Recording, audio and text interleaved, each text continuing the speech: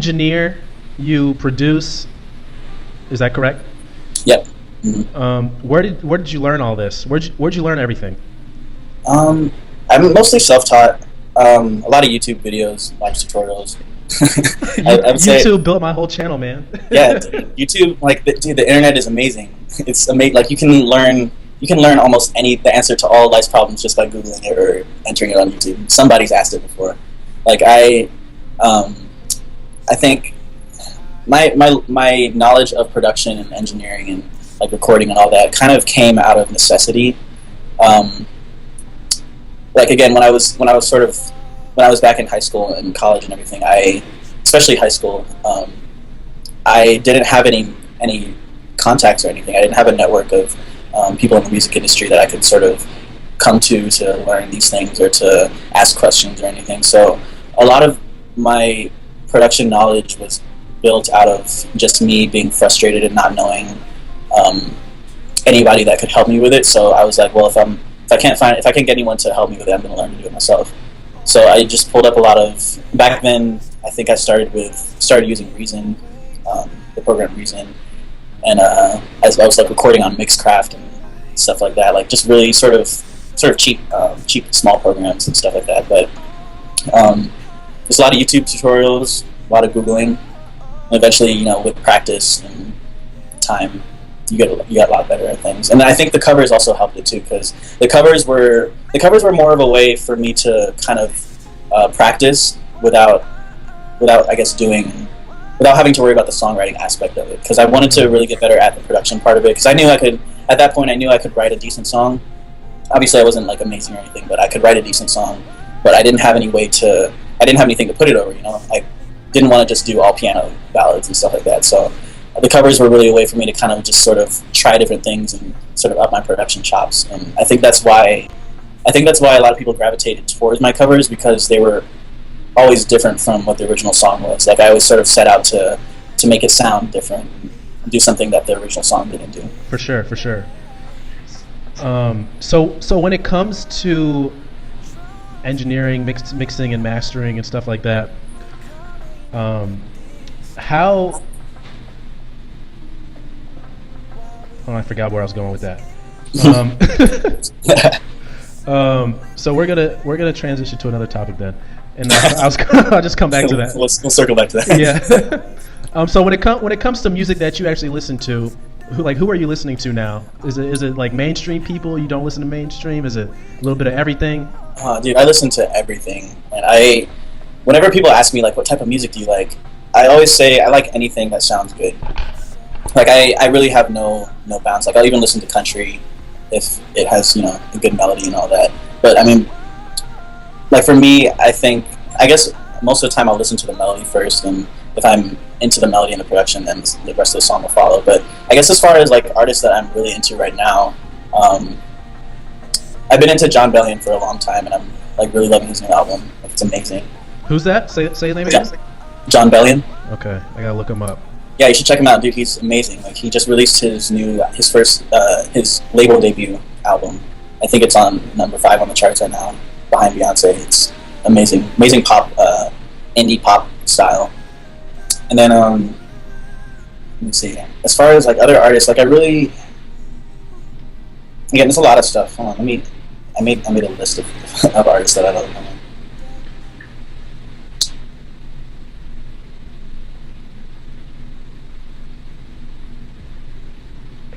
But yeah, aside from Jon Bellion, I love.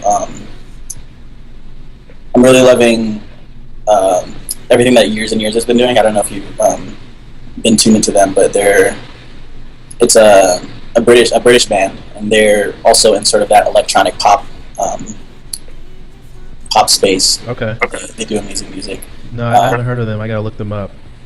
Yeah, I'm a big fan of everything Ryan Tedder does as far as like One Republic and his songwriting for other people and everything. Production, he's one of my biggest idols. Of course, the standard Max Martin and his crew. Like, I feel like that's sort of like a standard songwriter thing to say, but yeah, he has such a huge influence on pop music. Yeah. Okay. Yeah. So back to what I was trying to say before I lost my train of thought. When it comes to songwriting, Does that evolve over time, or is there like a standard formula that people use to craft a song? What do you mean by evolve over time? So like basically, is there like a standard formula that you use to come up with a song, or is it going to be? I don't really know the terminology well enough to like say what I'm saying, but like I think I get you. It's kind of different every time, I would say, for me at least.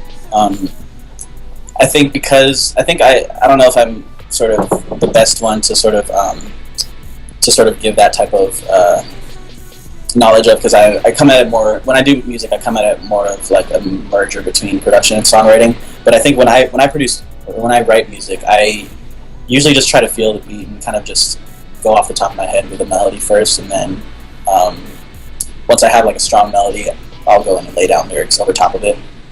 But it can really happen any way. Like I've written songs where I did the lyrics first, and then I came up with a melody later, and then I did the beat later. I've done songs where I did the beat first, and then I did lyrics, and then I did melody over top of the lyrics, and it really varies, I think, depending on whatever the vibe is at the time and how I'm feeling. Also, it also depends on who the co-writer is, like who else is in the room with me, that type of stuff. Okay. So was when you first moved to LA and you were like you started getting into like the studios and being able to record in studios and stuff, did you find that the quality of your music also improved as well? Oh yeah, for sure. Yeah, I think simply being around other songwriters and other producers, especially ones who are more established than you and kind of understand the industry better, you have no choice but to get better, because you're just soaking in all that information like every day. And I'm super thankful to like all the people that have kind of taken me under their wing in LA, because I don't think I would have gotten nearly as good as fast as I did upon moving down here if that hadn't happened. Simply being in the studio with people like Angelique and Bryan Kennedy, and like my friends and stuff like that, who Curtis Richardson, who kind of have already done big songs for other people. It kind of lets me kind of like, it's cool to just sort of sit there and kind of just watch their process. Like even if you're not really partaking in the actual songwriting session, you're not actually contributing anything, it's great to sort of just watch and see how they do things, because you start to pick up on very specific things that a seasoned professional would do to kind of make their process quicker, to make it more efficient, or to come up with a specific idea, or to be more creative. Okay, yeah, that makes sense. I think that's the truth with almost anything. When you're watching a professional do it, you can just learn so much, and it's something that you can add to your own style. So what are your goals that you have for 2016? Kind of to just keep doing what I'm doing. I'm actually in talks right now of signing a publishing deal very soon, so I'm hoping that that'll go through within the next few months and kind of get me, hopefully by signing the deal out, that'll hopefully kind of get me a little bit more opportunities to get in the studio with more established artists and bigger producers and everything, to kind of up my craft and sort of get my catalog out. But other than that, like as far as my personal stuff, I really want to get this new EP out that I've been working on, and just want to keep releasing music and kind of I want to start building my fan base into bigger numbers and sort of more substantial avenues and everything, and start kind of getting my name out a bit more. So how do you think having that YouTube channel as like a foundation, almost like a home base, if you will, for your stuff, how do you think that has helped you, and would you encourage other artists to do the same thing? Because I really noticed, the first time I noticed it being like a really powerful tool was I used to watch Wiz Khalifa's day-to-day videos, where he would actually first start with Ryan Leslie's, and he would like go in the studio. Yeah, he'd go in the studio and make those like awesome videos of how he came with the beats and stuff. Yeah, he'll just be sitting there like on the piano just doing like random shit. Yeah, those were incredible. But I thought that was amazing at providing a relationship like that no other artist at the time was providing for their audience, like by allowing them to go behind the scenes. Yeah, for sure. And that stuff is really interesting. At least to me, it's really interesting. Yeah, it's extremely interesting. I love that type of stuff. Like when you mentioned Ryan Leslie, like I used to watch those videos all the time, just be amazed at how he can sit there and just do a whole beat, in a matter of minutes, But as far as your first question, I think For sure, like I would recommend to any budding artist. You know, you don't have to just be a songwriter or producer or anything. Just any budding artist, I think, to use the internet and to, you know, utilize that space to, you know, get your stuff out there. Like, people ask me sometimes, you know, give me some tips. You know, I want to start releasing stuff. I want to release music or videos or something.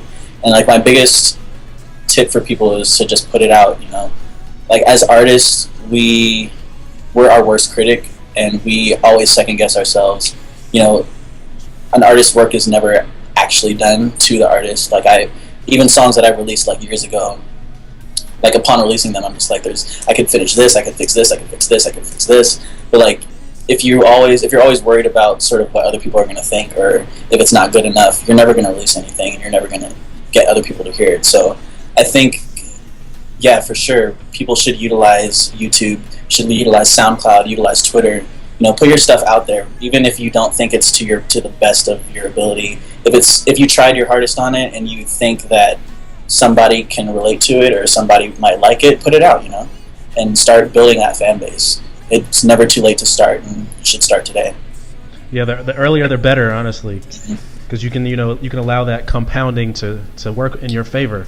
Yeah, and you know, you're never going to get better if you always keep everything to yourself. Like as an artist, you know, we make art obviously for ourselves, but we also make it to inspire other people as well. You know, if you're making your artwork and you're only allowing yourself to see it, and you're only allowing yourself to kind of judge it and to get something out of it, then I don't feel like you're using your art and your talent to the best of your ability. You know, there are other people that you could be inspiring simply by putting your piece out there, or by, you know, telling your story. And that's kind of I guess my mantra as far as like my music and everything, is that even if there's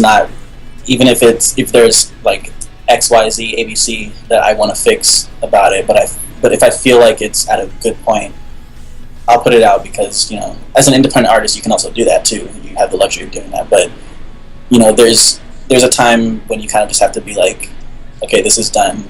I'm going to release it to the world. I'm going to let other people get something from it as well. And that's a good way to build up a fan base. It's a great way.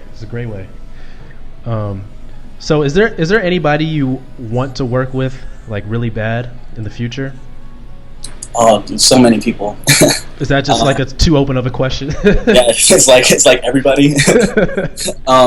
Dude, there's so many people. Like Sia is a big inspiration of mine as far as songwriting is concerned. I think that she has a really good knack for sort of mixing her former indie style with her newer pop style. I think she does a really good job of combining those two things and making it work. Mm-hmm. So I would love to work with Sia. Though I hear that she's kind of hard to work with, though. But I would totally stomach it. And obviously, I'd love to work with Ryan Tedder. I mentioned him earlier. There's a lot of indie artists actually that I would like to work with. I can name off big artists for days, like Rihanna, you know, Chris Brown, those types of people all the time. But there's a lot of really independent artists and unknown artists that I really want to work with. Like, I don't know if you know Woodkid, but he does a lot of orchestral, sort of electronic orchestral music that's sort of placed in trailers and movies and stuff like that. And as a fan of, personally, I'm a big fan of big productions and sort of epic productions and epic songs, and he is kind of the king of that. So I would love to do stuff with him. Let's see. But that would be something kind of like that. I guess that would get you out of your comfort zone a little bit, because that's not something you typically do. Yeah, for sure. And you know, I like I said, I'm always been a big fan of sort of epic productions, but with my own music, I've tried to find a midway point between something soft and smooth and then something big and explosive and sort of epic. And I think working with him would be a great way to merge that. Okay. So I kind of took it, and when I heard it too, I was like, "This is so dope!" Like I was sitting there like vibing to it. I was like, "Yeah, this is dope." And then it like climaxes into like the chorus, and when I expected to come in, it just like cuts off. I'm like, "What the hell?" Like, come on.